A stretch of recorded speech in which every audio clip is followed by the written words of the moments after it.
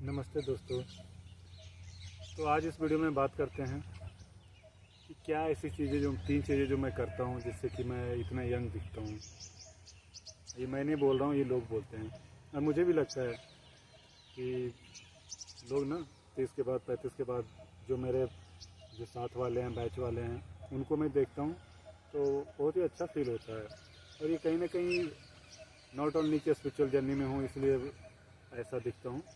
कुछ ऐसी चीज़ें हैं जो मैं डेली करता हूँ, कुछ रिचुअल्स मैं डेली करता हूँ, उसकी वजह से ये सारी चीज़ें जो मैं बता रहा हूँ ये आपको विजुअल है।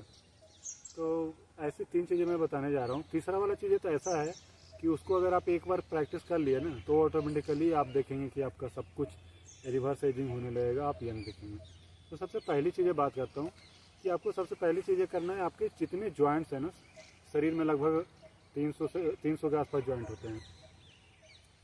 और इस जॉइंट को अगर डेली आप मूव करते हो ना तो आपकी प्राण बहुत अच्छे से फ्लो होता है बॉडी में। कहीं भी आपका प्राण अगर अटक रहा है वो ड्यू टू जॉइंट होता। क्या है, जब हम सोते हैं रात को उसके बाद उठते हैं तो देखते हैं आप कैसे पूरी बॉडी में पेन हो रहा होता है। तो क्योंकि हमारा बॉडी पूरा रात भर सोया है, दिन भर पूरा काम करते हैं, फिर रात भर हम जब सोते हैं तो हमारे जॉइंट्स में ना बहुत सारे केमिकल्स ऐसे होते हैं जो अटक जाते हैं आँखें। अगर हम सटल एनर्जी की बात करें तो हमारा प्राण कहीं ना कहीं हमारा एक स्टैग्नेंट हो जाता है। तो उसको अगर फ्लो सही से करना है, जितनी नाड़ियाँ हमारे शरीर में उसको अगर सही से सुचारू रूप से काम करे तो आपको जॉइंट्स को मूव करना होगा। तो सुबह कम से कम 10 मिनट ही दें, सारे जॉइंट्स को ज़रूर मूव करें जितना हो सकता है। अपने हाथ को, अपने पैर को, हर एक जॉइंट नीचे से स्टार्ट करें, अपने अंगूठे से, अपने एंकल, अपने नी, आपका हिप, ये एरिया तो सबसे ज़्यादा करना है, हिप वाला एरिया, क्योंकि यहाँ सबसे ज़्यादा जॉइंट्स हैं।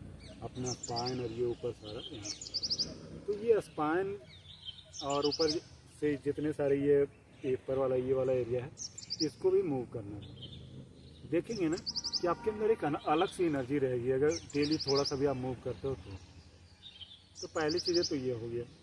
दूसरा चीज़ें जो बहुत ही पावरफुल है और बहुत ही कम लोग डिस्कस करते हैं, इसके बारे में बात भी नहीं करते, मैं यूट्यूब पे भी देखा बहुत कम वीडियो पड़े हुए हैं, वो है आपका स्पाइन। आपका स्पाइन जितना ज़्यादा फ्लेक्सिबल होगा उतना ज़्यादा आप यंग दिखोगे। मैं बता देता हूँ कि जो सीक्रेट है ना लोगों का, जो 150 साल जीते हैं, 125 साल जीते हैं, उनकी स्पाइन फ्लेक्सिबल होती है। कभी ना बूढ़ा सांप आप नहीं देखेंगे क्योंकि वो हमेशा ऐसे ऐसे चलता है। आप सांप चाहे कितना भी साल का हो जाए, 15 साल का, 20 साल का, लेकिन वो यंग ही दिखेगा क्योंकि स्पाइन उसकी फ्लेक्सिबल होती है। तो आप अपनी ना आपका अपना हेल्थ चेकअप कर सकते हो आपके अपने स्पाइन से। आप देखो कि आपका स्पाइन कितना फ्लेक्सिबल है, उस हिसाब से आप अपने हेल्थ को देख सकते हो कि मेरा हेल्थ यहाँ पे है। जितना ज़्यादा आपका फ्लेक्सिबल स्पाइन है, समझ लो कि आपको बीमारियाँ उतना कम होगी, आप उतना ज़्यादा आगे अच्छे से जियोगे। तो हमारा स्पाइन क्या है कि हमारा जितना ये सेंट्रल नर्वस सिस्टम ये सारा जो आ रहा है स्पाइन के थ्रू ही जाता है सब कुछ। तो अगर आपका स्पाइन अच्छा से काम कर रहा है तो आपका नर्वस सिस्टम सही से काम करेगा और आप हमेशा एक्टिव रहेंगे, यंग रहेंगे। तो डेली कुछ ना कुछ ऐसा एक्टिविटी करें जिससे आपका ये स्पाइन और ज़्यादा फ्लेक्सिबल हो, बैक में भी और फ्रंट में भी और साइड में भी जितना हो सकता है।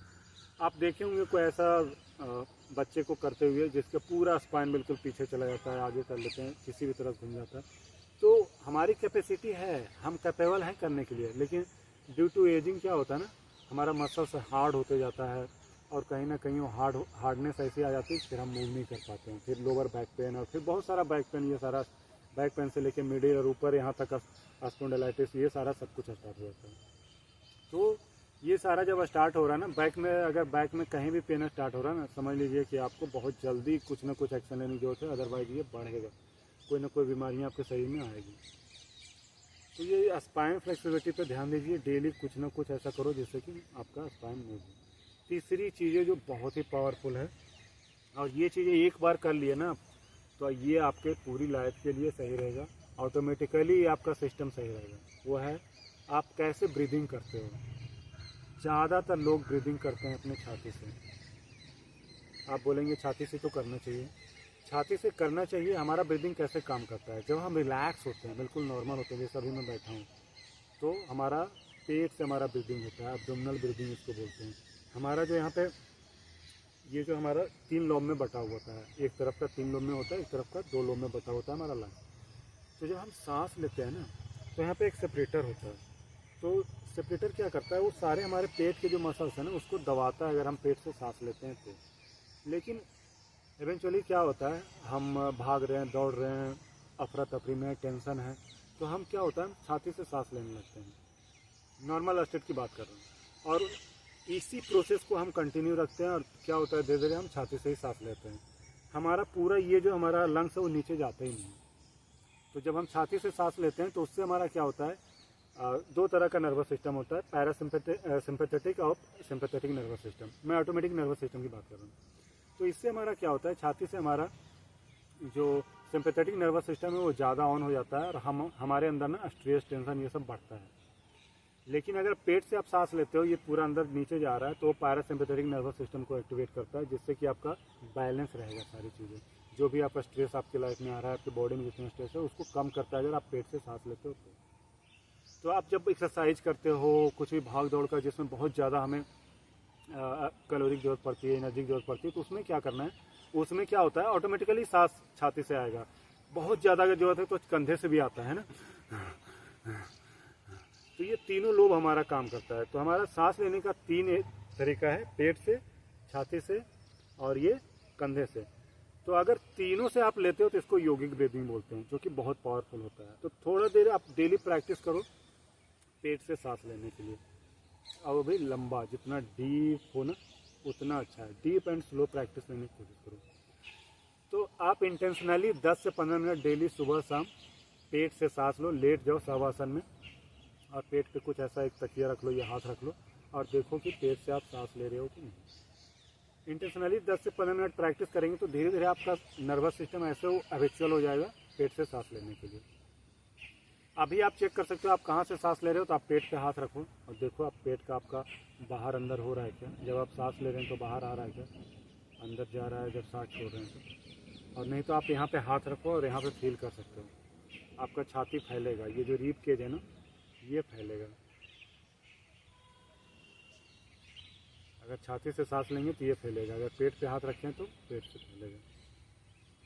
तो इससे आप पता कर सकते हो कि आप सांस कहाँ से ले रहे हो। इंटेंशनली प्रैक्टिस करो पेट से थोड़ा सा सांस लेने के लिए, और थोड़ा सा प्रैक्टिस करते हैं उसके बाद आप छाती से भी थोड़ा प्रैक्टिस लेने की कोशिश करो। उसके बाद कंधे से भी प्रैक्टिस कर सकते हो, कंधे पे भी हाथ रखेंगे तो ये प्रैक्टिस होगी। तो इसके बाद आप योगिक ब्रीदिंग कर सकते हो, मतलब तीनों एक साथ, पेट को भी भरना है, तीनों को भरना है, और फिर धीरे धीरे तीनों को छोड़ना है। जैसे आपने भरा था उसी क्रम में आपको छोड़ना है। पहले पेट छोड़ना है, फिर छाती छोड़ना है, फिर कंधा छोड़ना है। तो ये 3 ऐसी चीज़ें, पावरफुल चीज़ है ना, कि अगर ये तीनों करते हो आप डेली लेवल पे, आप आधा घंटा अगर अपने लिए नहीं निकालते हो तो आप उसी समय ना जो आधा घंटा बचा रहे हो, सुबह उठ रहे हो, भाग दौड़ के ऑफिस जाना है, कुछ भी आप कर रहे हो, तो यही समय अगर नहीं निकाल रहे हो, यही समय आपका हॉस्पिटल में जाएगा। हॉस्पिटल में लाइन के डॉक्टर के चक्कर आपको भागने पड़ेंगे, वेटिंग पीरियड, बहुत सारी चीज़ें हैं, पैसे, ऊपर से परेशानियाँ। तो आप उस समय जाके आप जो आपका समय अभी बचा रहे हो उस समय जाके देना चाहते हो, या अभी आप आधा घंटा सुबह शाम देना चाहते हो।